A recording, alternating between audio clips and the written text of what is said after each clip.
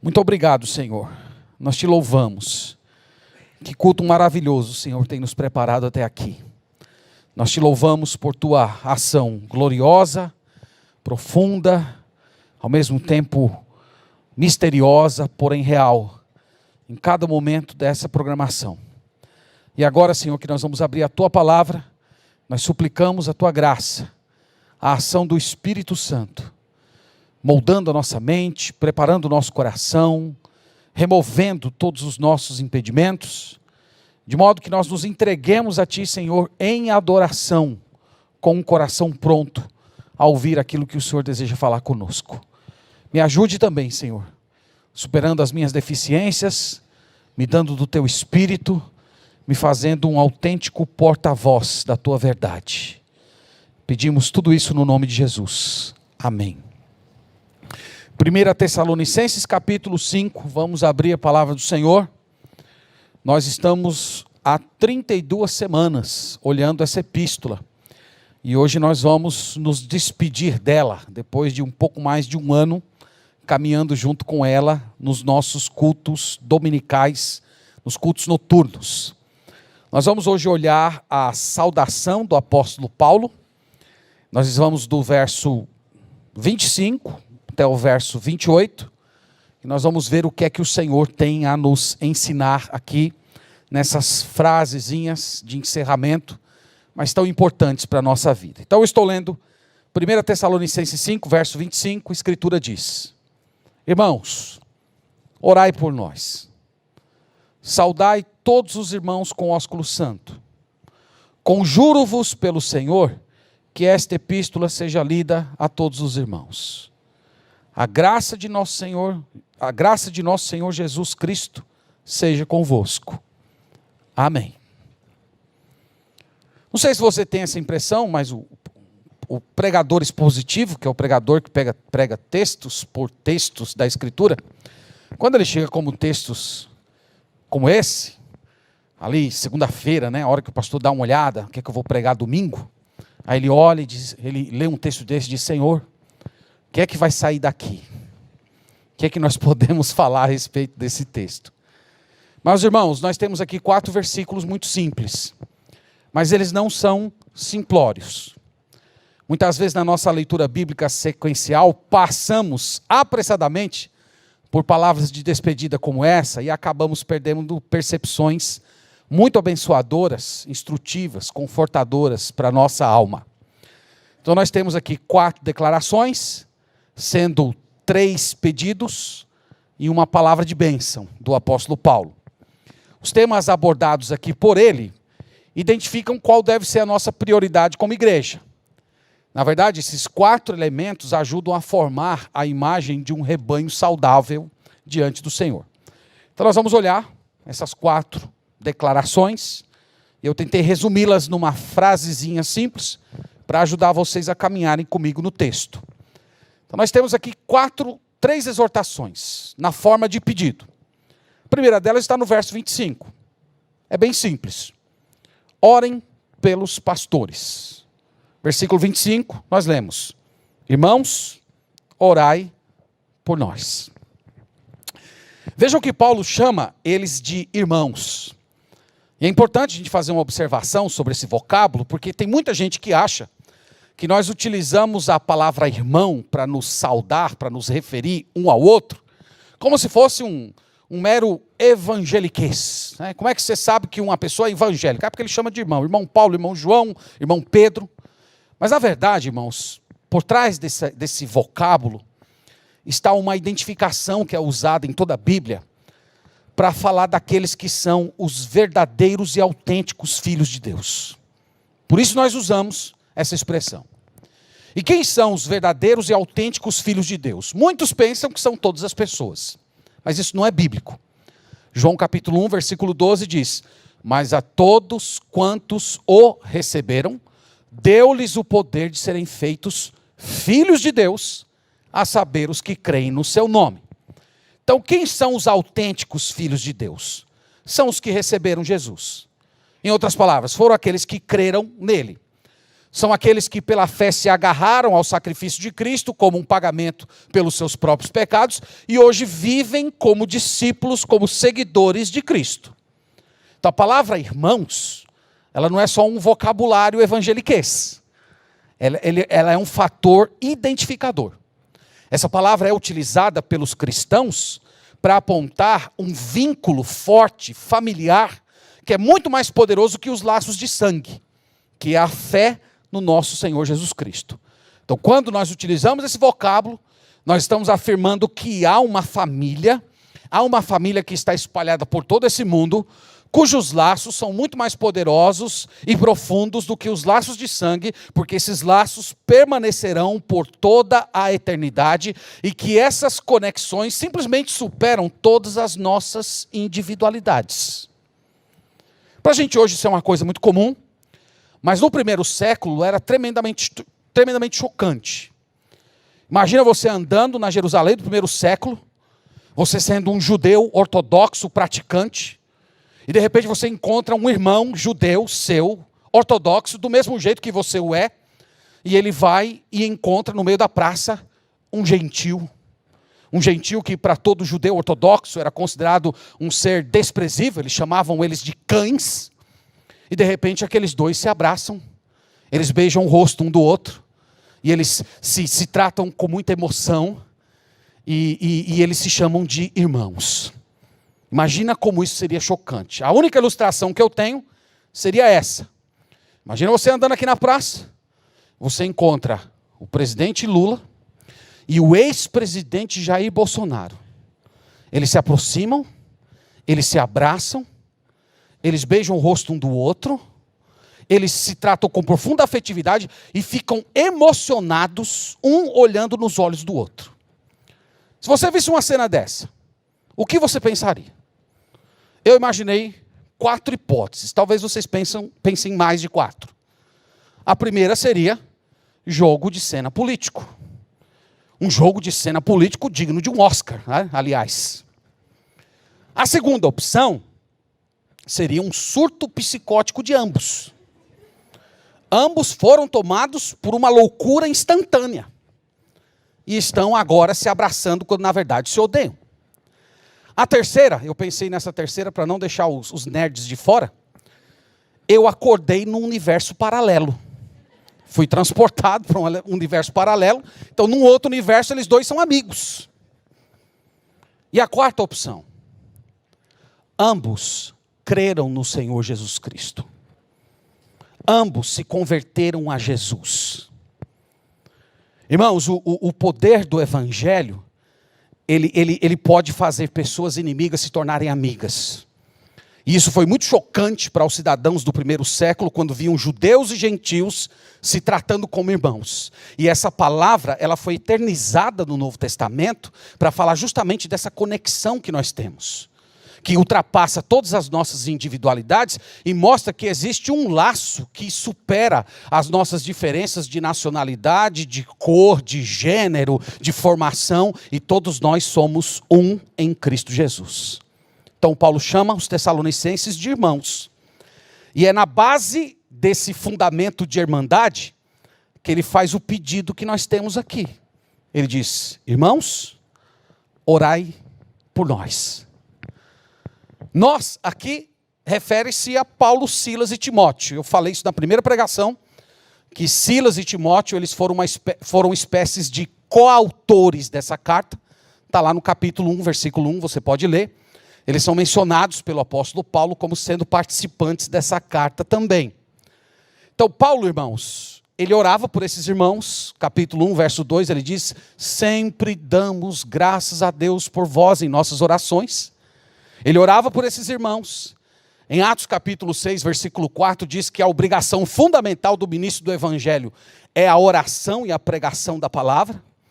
Então nós podemos inferir que Paulo e Silas e Timóteo constantemente oravam pelos tessalonicenses, e agora ele está pedindo que os crentes de Tessalônica orem por ele. Isso, irmãos, é um padrão muito comum nos escritos de Paulo. Ele normalmente começa a epístola dizendo que oram por aqueles irmãos, e ele termina o seu escrito pedindo que os irmãos orem por ele. A palavra orar, ou esse verbo aqui, está na voz imperativa e no tempo presente. Então, a ideia não é uma única oração. Quando Paulo diz, orai por nós, ele está falando de algo constante. É como se ele estivesse dizendo, eu necessito, a todo momento, das intercessões de vocês. O avanço da obra de Deus, através do meu ministério, depende das intercessões que vocês estão mandando para o alto, em favor da minha alma. Então, Paulo pede orações. Há algo muito interessante, irmãos, nessa questão, é que o pedido de oração de Paulo, que Paulo faz a esses crentes, mostra a diferença entre Paulo e o Senhor Jesus. Note bem isso. Paulo ora por si mesmo, Paulo ora por seus leitores, pede que os seus leitores orem uns pelos outros, e pede que todos orem por ele. O Senhor Jesus também ora por si mesmo, ele também ora pelos seus discípulos, ele também encarrega os seus discípulos de orar uns pelos outros, mas ele nunca pede que os seus discípulos orem por ele. Jesus nunca pediu isso. Ora, meus irmãos, Jesus não precisa da oração do seu povo. Jesus não tem imperfeições. O Senhor Jesus não necessita de nada. Jesus é Deus. Paulo, entretanto, era homem, era fraco, era limitado. Por isso ele precisava das intercessões do povo de Deus.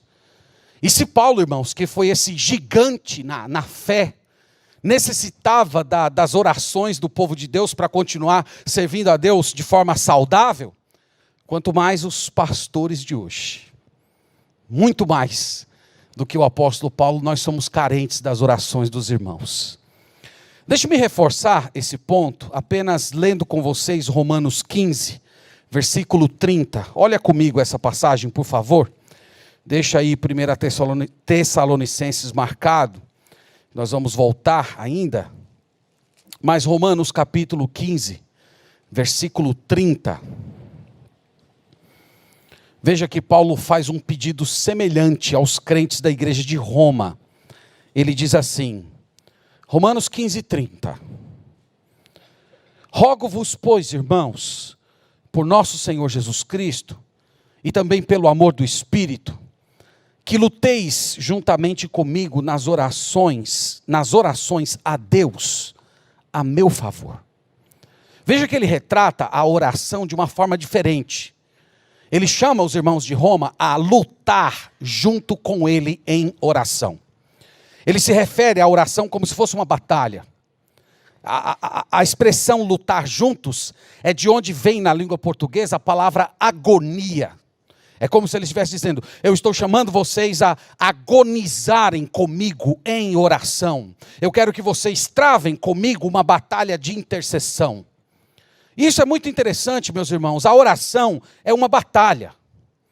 A oração não é uma guerra contra Deus, mas é uma guerra contra o mundo, é uma guerra contra o status quo, é uma batalha contra os demônios. E nós temos que interceder com esse esforço agonizante, rebelando-nos contra a corrupção desse mundo em nossas orações, para nós não termos a nossa mente conformada a este século. Sim, meus irmãos, a oração, em certo sentido, é uma rebelião. Nós nos recusamos a aceitar como normal aquilo que é anormal. Nós nos recusamos a aceitar a agenda de Satanás, e por isso nós invadimos o céu com as nossas intercessões, e à semelhança dos remidos de Apocalipse, nós clamamos, até quando, Senhor? Até quando o Senhor vai deixar as coisas permanecerem assim? Até quando o Senhor não vai intervir e mudar esse mundo com a tua mão? E é por isso que Paulo chama aqui os crentes da igreja a orarem pelos líderes espirituais da igreja. Porque os pastores da igreja, eles são os porta-vozes de Cristo nesse mundo, e eles estão encabeçando essa batalha contra o mal. Por isso eles necessitam tanto da intercessão do povo de Deus. Essa, portanto, meus irmãos, é a primeira afirmação de Paulo. Orem pelos pastores. Orem pelos pastores. Irmãos, orem pelos pastores. A segunda, volte lá para 1 Tessalonicenses capítulo 5. Segunda está no verso 26. Eu sintetizei o verso 26 em uma frase. Sejam afetuosos um com o outro. Verso 26 ele diz: saudai todos os irmãos com ósculo santo. A expressão saudai denota a ideia de gentileza, afetuosidade, amabilidade. Saudar é o oposto da frieza, é o oposto da distância, é o oposto do relacionamento quebrado. E Paulo diz aqui para não saudar apenas algumas pessoas da igreja. Ele diz: saudai todos os irmãos.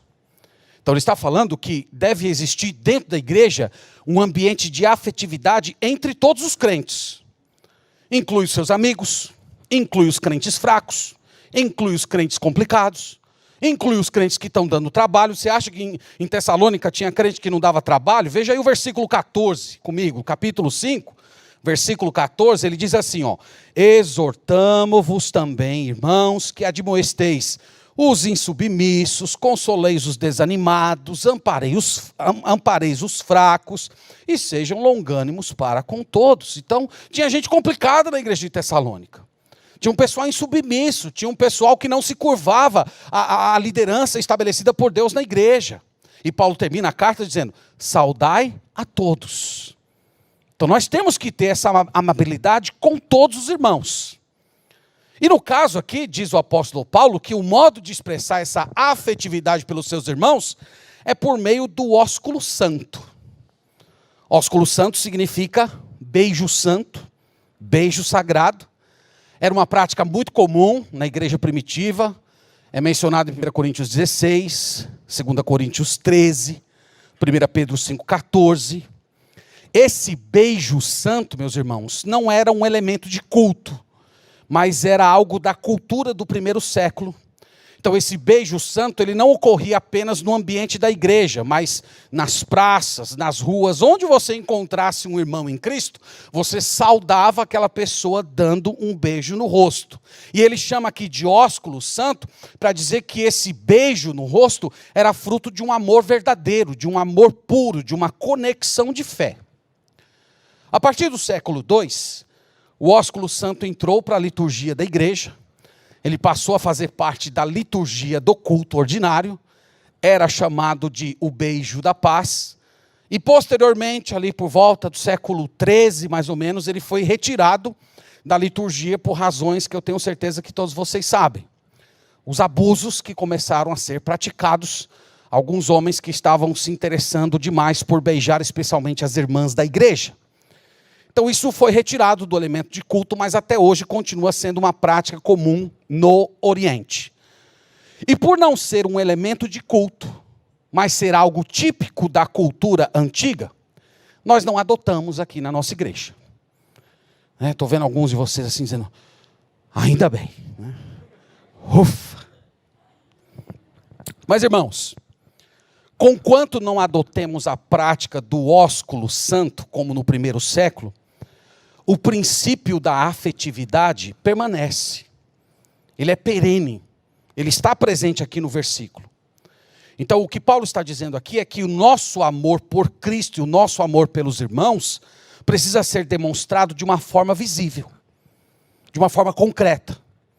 Então nós fazemos isso de diversas maneiras. Nós damos aquele abraço, dá um tapa nas costas, um aperto na mão. O pastor dá aqueles apertos que os jovens gostam tanto, assim no ombro, né? Os jovens da igreja adoram quando o pastor dá aquele aperto carinhoso no ombro. Então tem diversas maneiras da gente expressar essa afetividade. E tem alguns elementos culturais nisso também. Na região que eu me converti, era tremendamente inapropriado um homem abraçar uma mulher. Então, por mais que você tivesse amizade com alguma irmã da igreja, o trato era aqui, ó, um aperto de mão, dessa maneira. E aí, quando eu cheguei aqui em Salvador, né, os primeiros cultos que eu vim, eu estendi a mão para as irmãs, mas pastor! Então, eu demorei um pouco para me acostumar com isso. Hoje eu gosto, viu? Hoje eu gosto. Mas, a despeito de qualquer forma cultural, eu acho que tem 3 cercas que nós devemos estabelecer que fazem com que os nossos costumes afetivos sejam santos.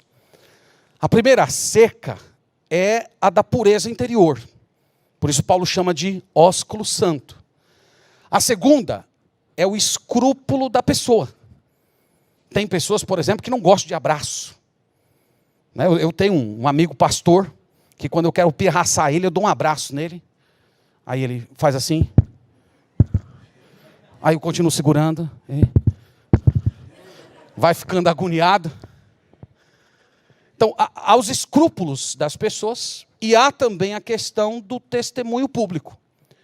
Muitas vezes as pessoas podem estar tendo uma intenção pura, mas aqueles que estão ao redor podem julgar inapropriado. Então eu não quero aqui, irmãos, estabelecer regras de como deve funcionar, mas o fato é que a igreja do Senhor deve ser um ambiente onde nós expressamos afetividade uns pelos outros.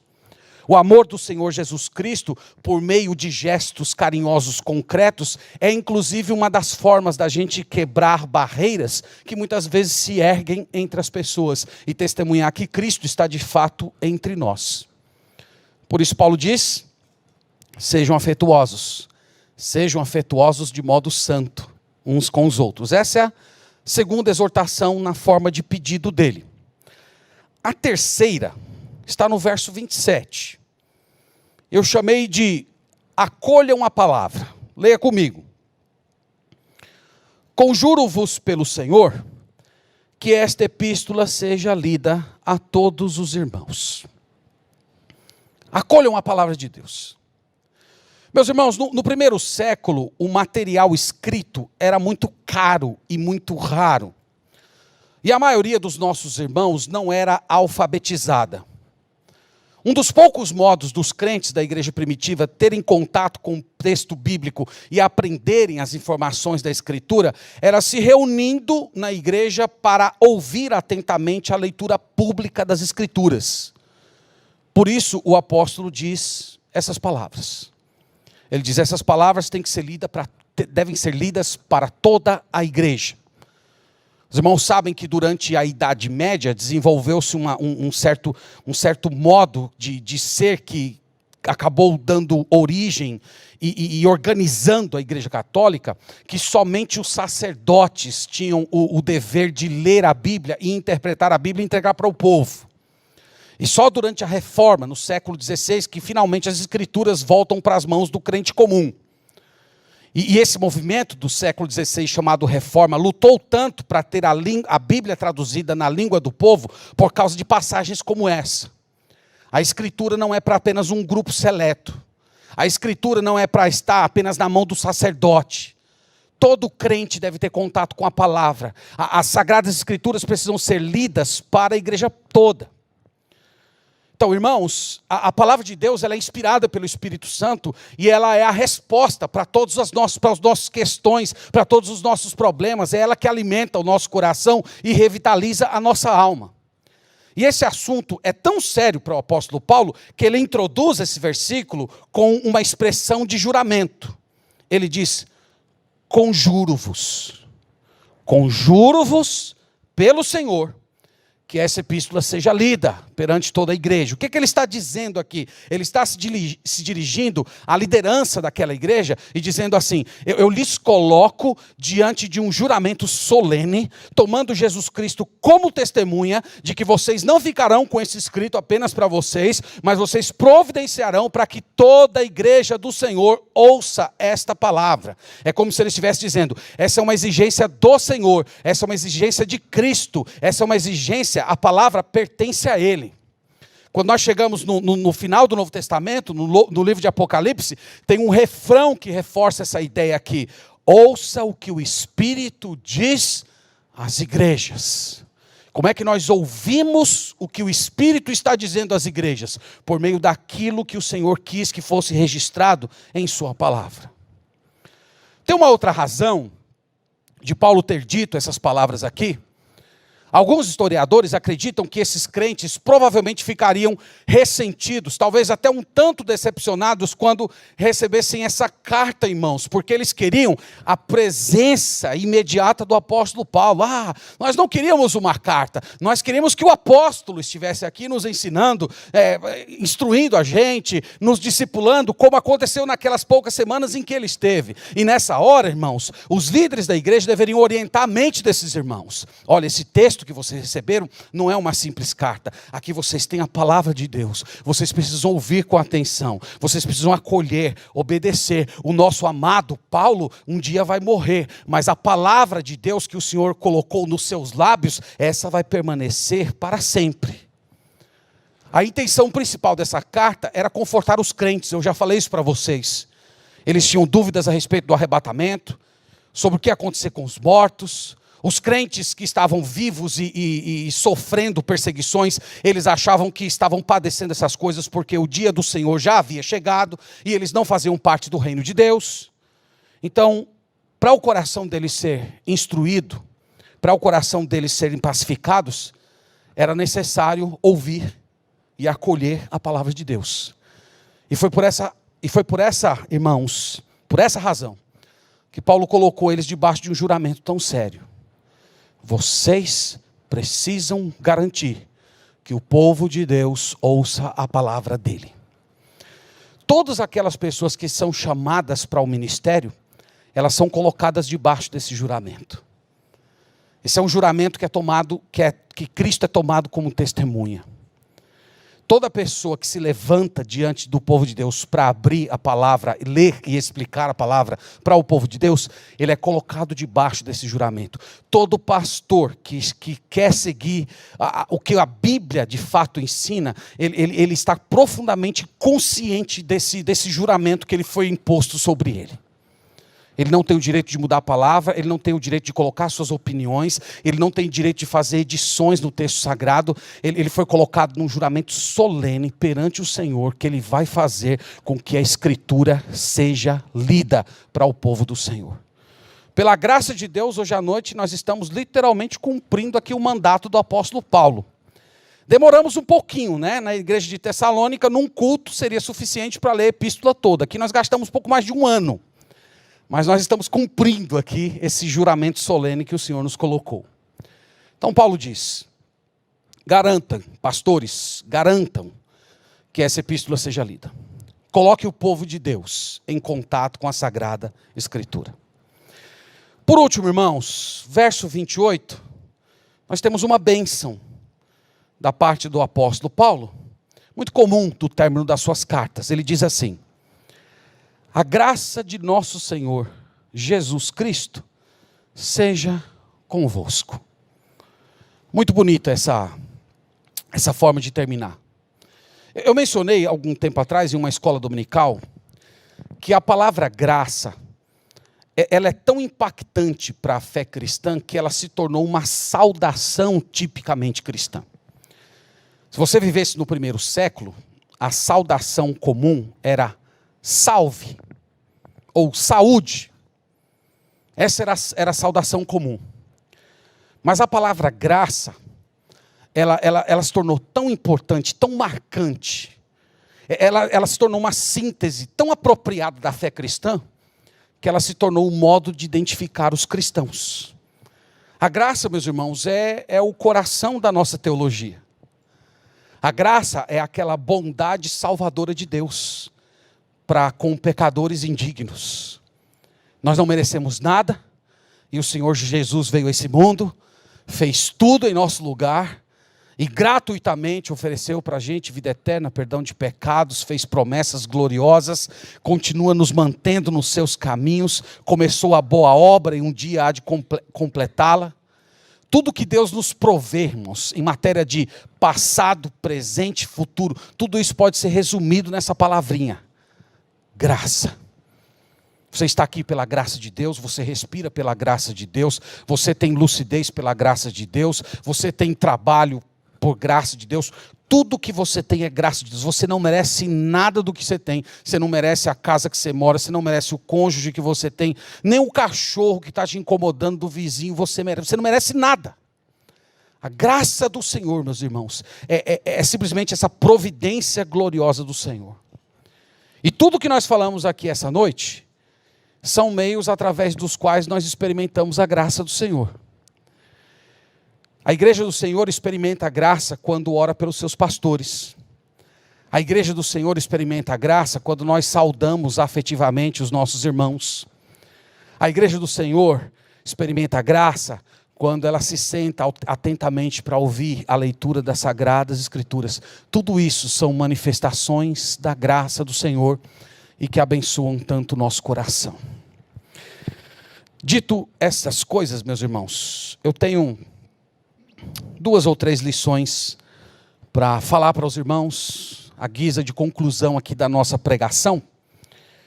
Em primeiro lugar, eu queria lembrar os irmãos, quero trazer um pouco mais esse vocábulo, irmãos, para lembrá-los o seguinte, que essa palavrinha tão importante, às vezes que passa tão despercebida, ela é uma vacina muito poderosa que cura aquilo que nós chamamos hoje das agendas das minorias. Aliás, meus irmãos, eu até queria dizer para vocês que esse termo, irmãos, explica o porquê as minorias desprezam tanto a igreja do Senhor. As chamadas minorias, elas são constituídas sobre uma certa ideologia que estimula o ódio entre os diferentes. Ódios por causa da cor da pele, ódios por causa da condição econômica, ódios de gênero, masculino, feminino, ódios por conta de nacionalidade. E uma igreja saudável é um ambiente que simplesmente cura e reconcilia todas as nossas diferenças. Nós somos irmãos em Cristo. E esse vínculo, ele é tão poderoso que ele simplesmente se sobrepõe a todas as diferenças que nós temos. Algumas diferenças nós entendemos que são intrínsecas à nossa condição de humanos e outras são por causa do pecado que atingiu em cheio esse mundo. Mas na igreja de Deus, todas essas diferenças são reconciliadas. O irmão pobre abraça o irmão rico e o chama de irmão. O irmão negro abraça o irmão branco e o chama de irmão. A esposa cristã madura voluntariamente se submete ao seu marido como ao Senhor, sem se sentir inferiorizada como ser humano. E ao mesmo tempo o marido cristão, ele lidera a sua esposa lavando os pés dela como Cristo fez em razão da sua igreja. E ao mesmo tempo, todos nós somos um em Cristo Jesus e todos nós obedecemos a Deus sem nos curvar a ideologias pagãs. E o mundo, meus irmãos, simplesmente não compreende esses laços. E essas ideologias que são encabeçadas hoje pela chamada nova esquerda, que é o ponto comum em todas elas, ela despreza o fato de que nós nos tratamos como irmãos, porque eles se alimentam do ódio entre os diferentes. E a igreja simplesmente destrói essa agenda. Então o que nós aprendemos através da palavra irmãos é que a igreja, além de ser um ambiente saudável do ponto de vista social, é também muito saudável do ponto de vista social.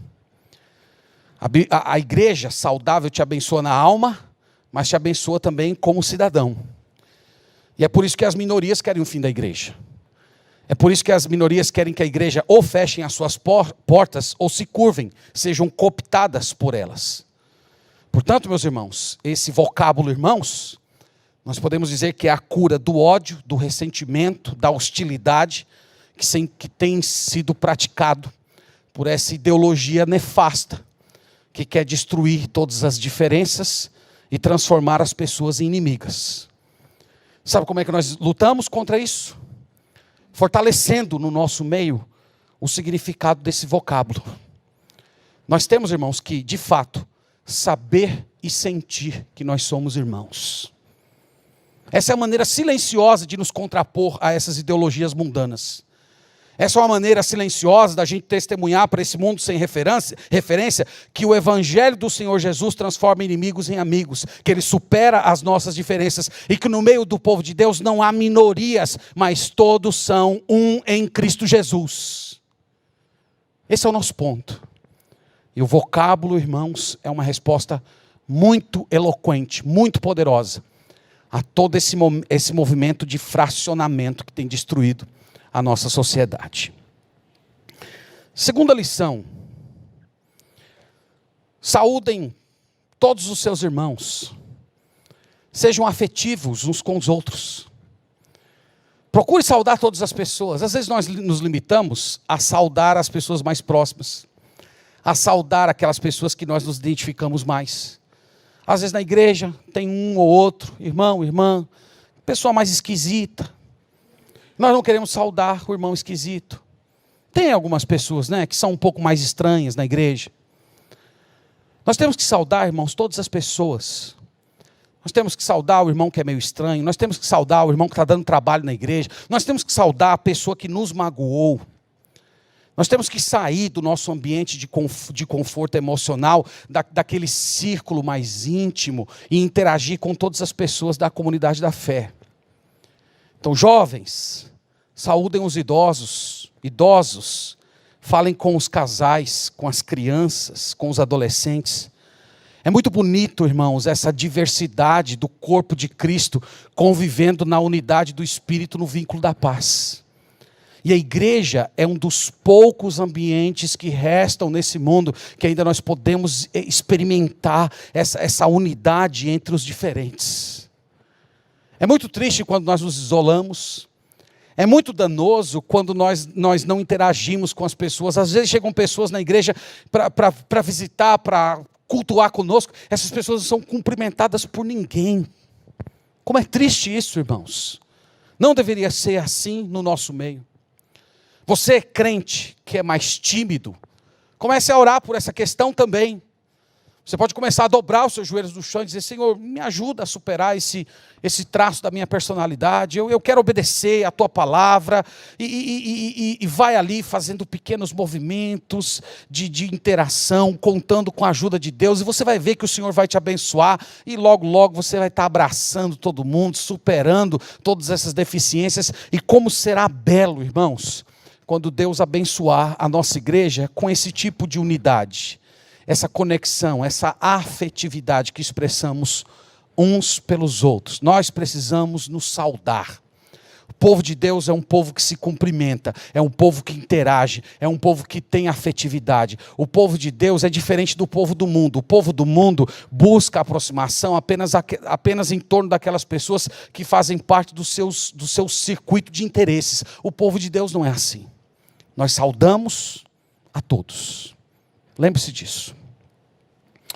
Terceiro lugar, nós pastores, líderes de igreja, missionários, candidatos ao ministério, precisamos e muito das vossas orações. Se o apóstolo Paulo, irmãos, precisava da oração dos crentes de Tessalônica, muito mais nós. O ministro do evangelho, ele precisa conhecer com profundidade a palavra de Deus e saber explicá-la com maestria. Ele precisa defender com toda a vitalidade e inteligência a verdade de Deus de todas as sutilezas do engano. Ele precisa ter um profundo senso da presença de Deus, de tal maneira que as verdades bíblicas incendeiem o seu próprio coração, para que quando chegar aqui no púlpito, ele consiga, através do Espírito Santo, transferir o fogo que está ardendo dentro de si para os corações de toda a congregação.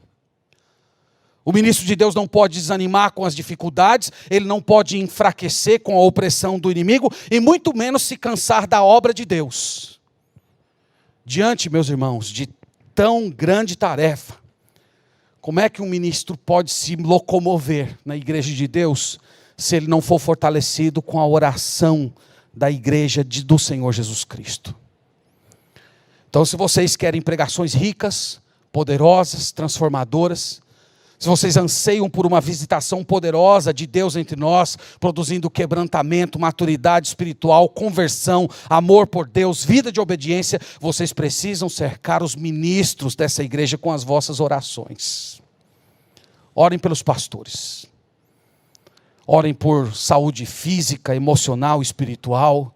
Ore para que o Senhor os proteja do mal e do maligno, para que eles sejam santos, sejam íntegros, para que eles andem na plenitude do Espírito Santo, para que eles preguem somente e tão somente a verdade de Deus, para que eles saibam estabelecer suas prioridades, para que eles tenham coragem de tomar decisões difíceis. Orem por sua família, orem por sabedoria do alto para resolver conflitos. Há tantos motivos de oração, meus irmãos, por meio dos quais vocês podem abençoar os pastores. Saibam que as orações de vocês tornam os pastores homens melhores, mais felizes e mais úteis no reino de Deus. Portanto, orem pelos pastores. Nós precisamos. Nós não temos condições de nos locomover nessa luta espiritual e interior que é o ministério, sem a intercessão do povo de Deus. Se nós perdermos esse fundamento, tudo que nós faremos aqui nessa igreja será carne. E o Senhor Jesus disse que a carne para nada presta. Então, orem pelos pastores. Que Deus nos abençoe e que a palavra dele habite ricamente o nosso coração. Vamos orar ao Senhor, meus irmãos, nesse momento. Deus, mais uma vez, nós oramos ao Senhor com muita gratidão por terminarmos essa epístola depois de várias semanas, considerando cada parte dela. Nós pedimos, Senhor, que tudo que nós olhamos, meditamos, venha permanecer no nosso coração, pelo Teu Espírito, e que através da Tua palavra, a nossa mente seja transformada, e as nossas atitudes sejam adaptadas à verdade do Senhor. Eu oro, Senhor, para que o Senhor derrame um espírito de oração no nosso meio, para que o Senhor desperte essa igreja para buscar a Tua face em intercessões. Eu oro, Senhor, para que em nosso meio seja um ambiente de afetividade, que nós expressemos por meio de ações concretas o nosso amor uns pelos outros, que o Senhor venha destruir, através do testemunho da Tua igreja, todas essas tendências de fracionamento, de inimizade, de hostilidade entre grupos, mas que o poder do Teu Evangelho faça com que nós sintamos que somos todos um em Cristo Jesus. Nós oramos também, Senhor, para que aqui nesta igreja seja um ambiente em que a Tua palavra está sendo constantemente lida, que o Teu povo está tendo contato com todo o conselho do Senhor. E por fim, Pai, nós Te bendizemos por Tua graça, essa graça que nos acompanha do início ao final, que é a síntese de todas as nossas crenças. Nós Te louvamos pelo Teu favor bendito, demonstrado pelo nosso Salvador na cruz do Calvário. E é em nome dEle que nós oramos. Amém.